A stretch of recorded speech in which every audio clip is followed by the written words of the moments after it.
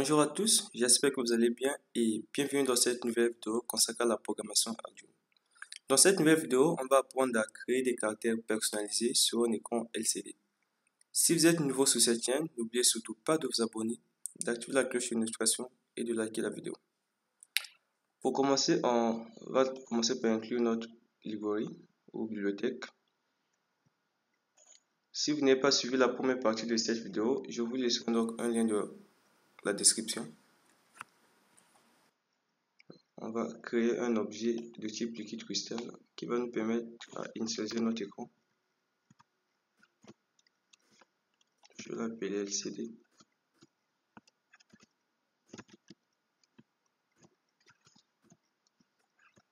Comme paramètre, je l'envoie la mémoire par défaut, l'adresse par défaut plutôt, le nombre de colonnes de mon écran et en fait le nombre de lignes.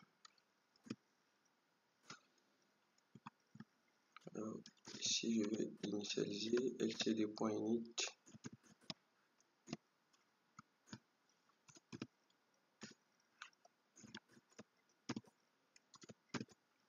Et par là, je vais faire appel à la fonction qui active le réseau éclairage.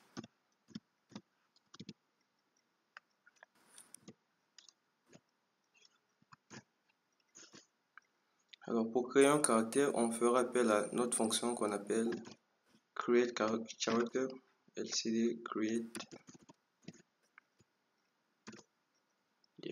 char plutôt.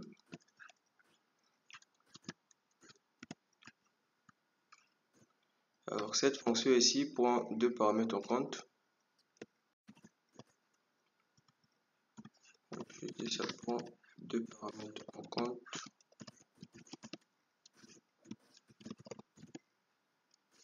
Le premier des paramètres ici, c'est le numéro du caractère affiché. Le numéro du caractère affiché. J'ai écrit caractère. Donc, je disais que le premier paramètre, c'est le numéro du caractère à afficher, qui varie entre 0 et 7, donc il nous permet de créer 8 caractères. De 0 à 7, ça fait 8. Et le deuxième du paramètre, c'est le tableau affiché.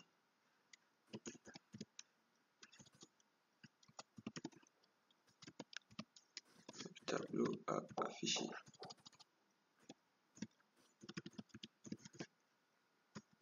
Alors, pour cela, on va donc créer nos tableaux ici.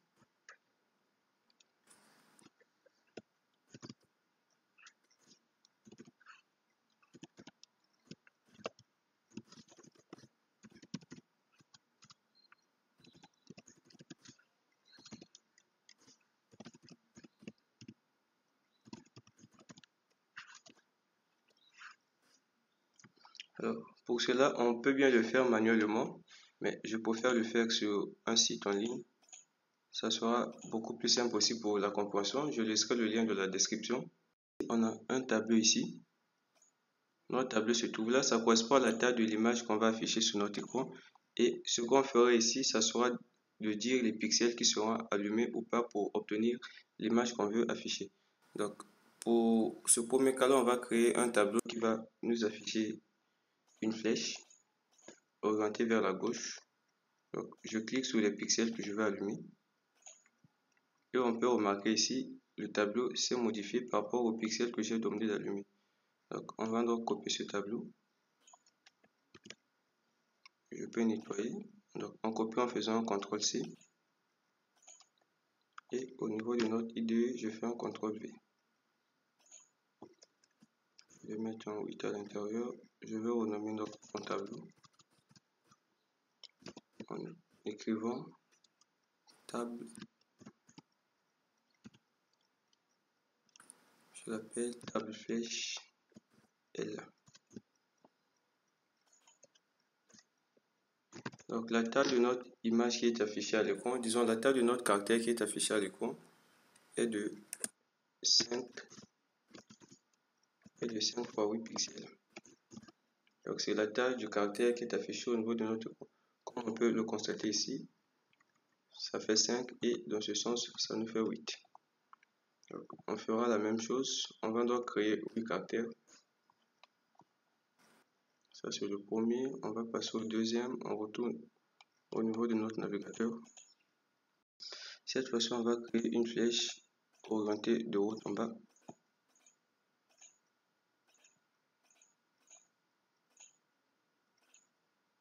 Donc, tout ce que je fais, c'est allumer ou non les pixels. Et le tableau change en fonction de ce que je veux allumer ou pas. Je copie mon tableau.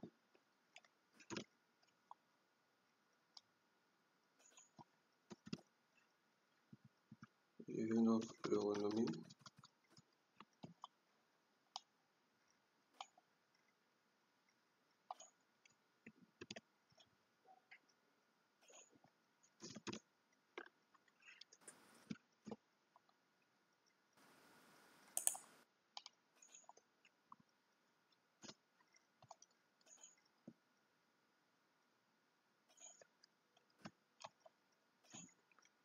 Je retourne de nouveau au niveau de notre opérateur.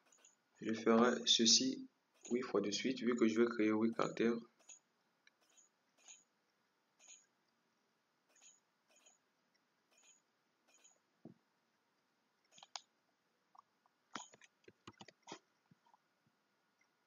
On pouvait bien le faire manuellement, ce n'est pas une obligation. Mais pour des soucis de compréhension, je préfère passer par là. Au moins, on a l'idée de ce que je vais afficher sur l'écran.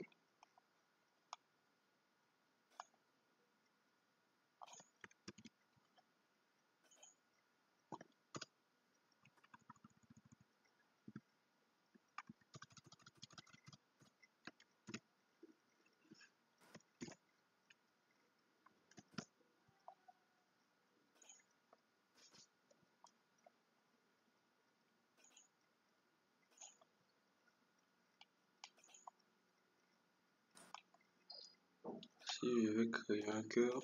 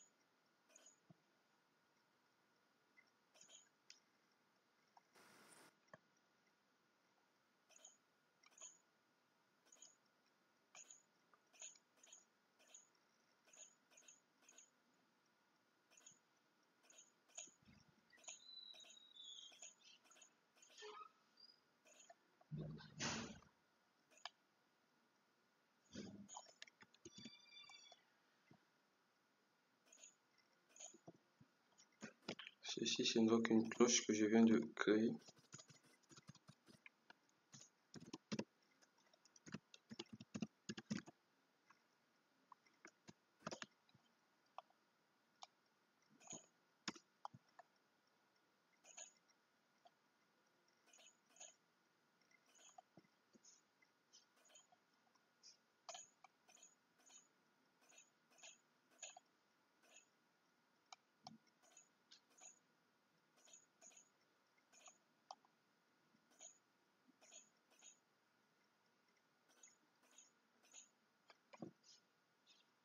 Ça c'est une baffe, c'est un tableau qui va m'afficher une baffe au niveau de notre écran.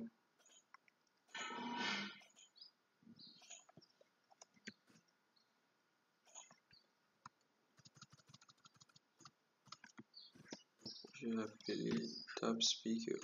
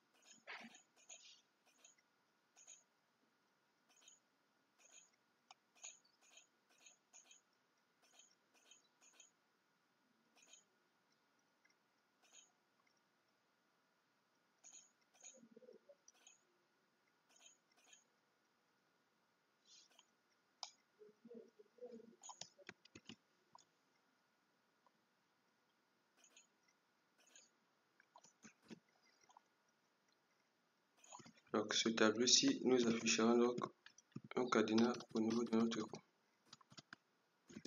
Je vais l'appeler tableau. Ça fait combien de caractères déjà? Donc on a premier tableau.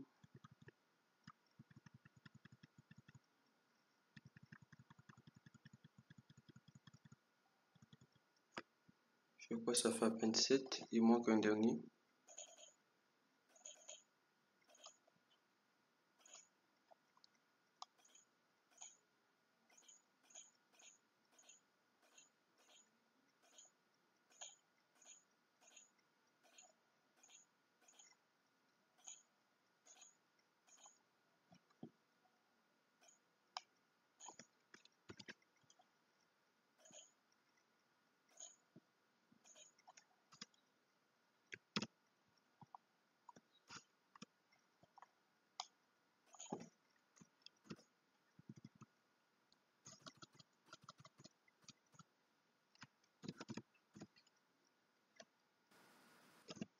Et voilà, ça fait 8. Donc, je reviens donc ici au niveau de notre vote setup. Comme j'ai eu à le dire, ici, ça prend deux paramètres en compte. Donc, le premier des paramètres, c'est le numéro de caractère affiché. Ça commence par 0 jusqu'à 7. Donc, je renseigne 0. Ensuite, j'indique donc le tableau que je vais afficher. Disons, notre premier tableau ici, le caractère qu'on veut créer plutôt et non affiché, c'est ce tableau-là. Ce tableau-ci, je l'ai renseigné plutôt à l'indice 0. Lorsque j'aurai besoin d'afficher, je ferai appel à la fonction white et indiquer simplement 0.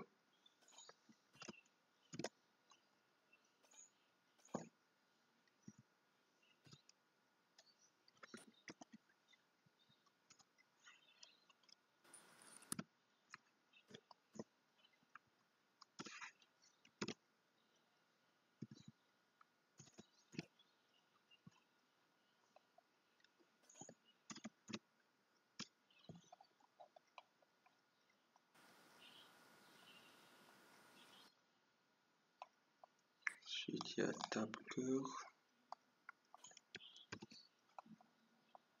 Ensuite, il vient table cloche.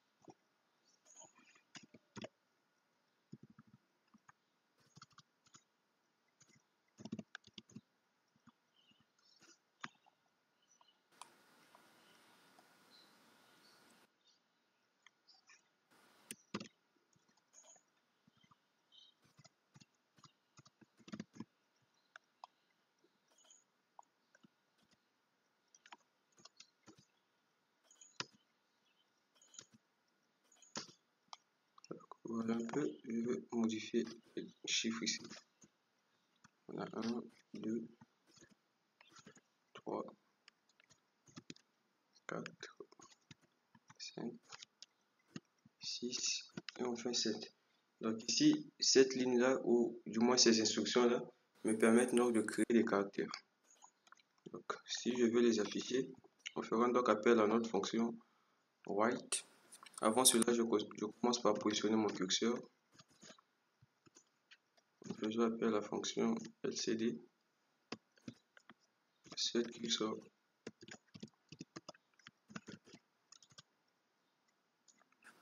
lcd set cursor.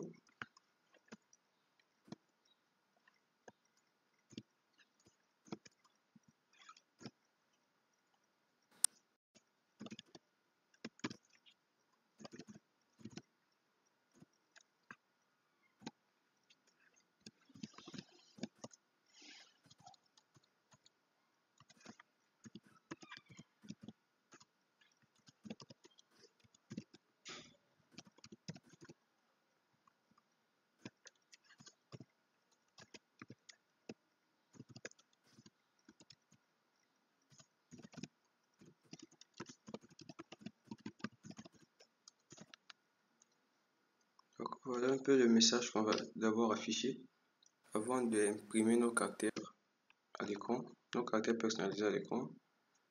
Donc, je l'affiche, je déplace de nouveau le curseur.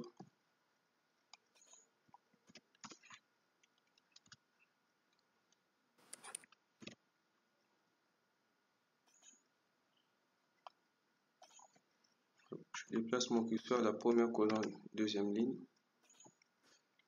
Et pour afficher nos caractères personnalisés qu'on vient de créer, on ne fera pas cette fois-ci appel à la fonction print, mais plutôt appel à la fonction write. Donc, on écrit LCD.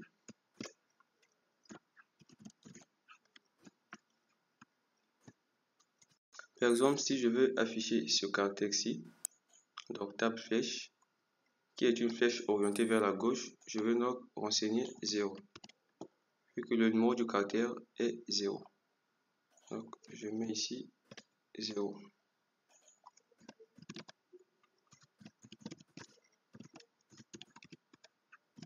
Donc, cette fonction-là affiche le caractère personnalisé par son numéro. On fait appel au numéro et il affiche le caractère qui correspond à ce numéro-là.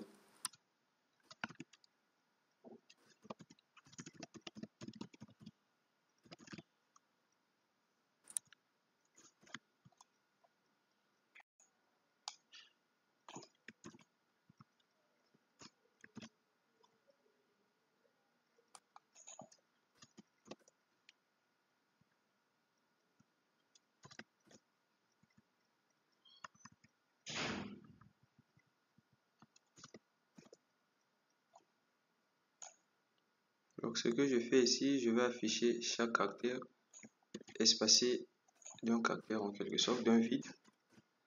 J'affiche chaque caractère espacé d'un vide. Tout ce que je modifie ici, c'est la position du curseur.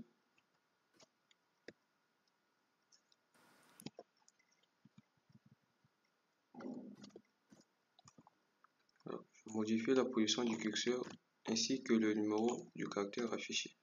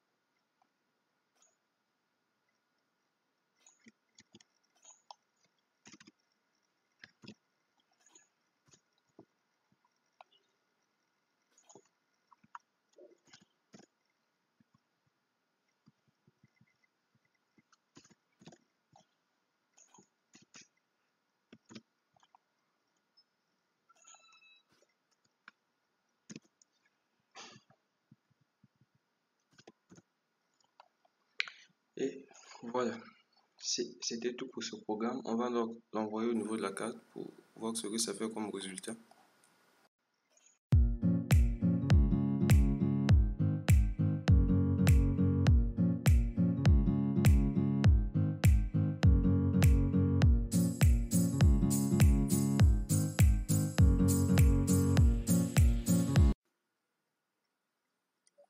Voilà en bref ce que ça fait comme résultat.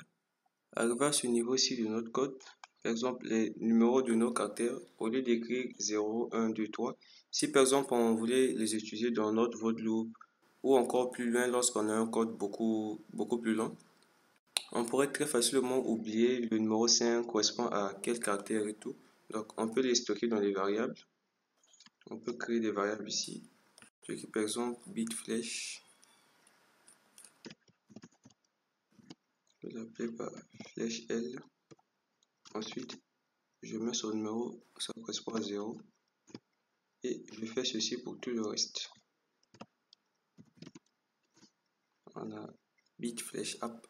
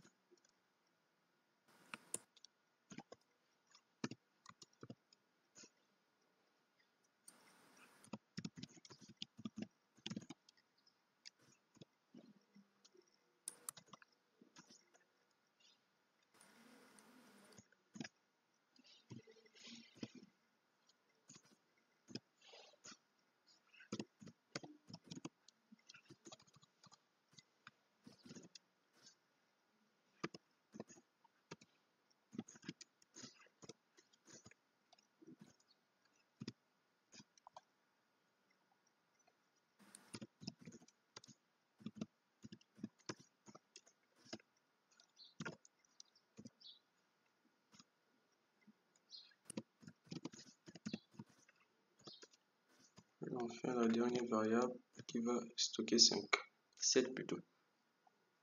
Donc, comme ici, au lieu de mettre 0, je vais le remplacer par la variable. C'est beaucoup plus utile lorsqu'on a un long programme et qu'on veut l'utiliser un peu plus loin dans le programme. Au lieu de mettre le numéro 0, on fera directement appel à la variable. Je l'appelle comment AP.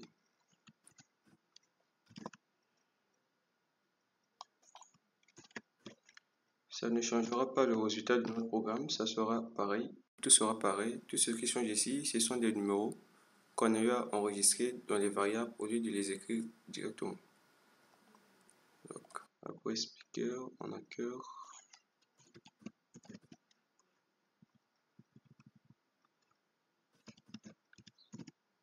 On a cloche.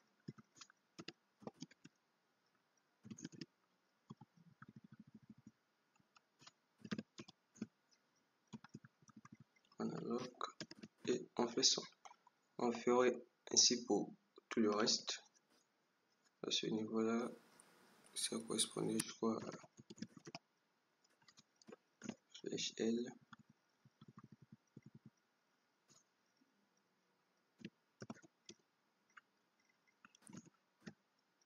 Flèche AP.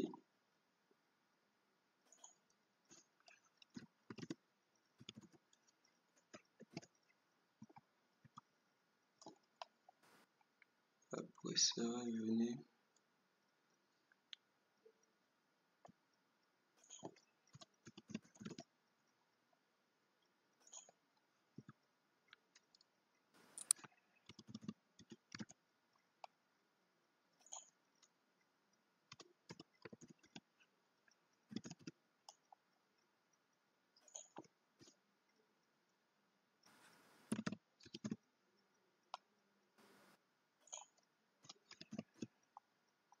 Alors, c'était tout pour notre programme. Merci de m'avoir suivi. On se donne rendez-vous à la prochaine.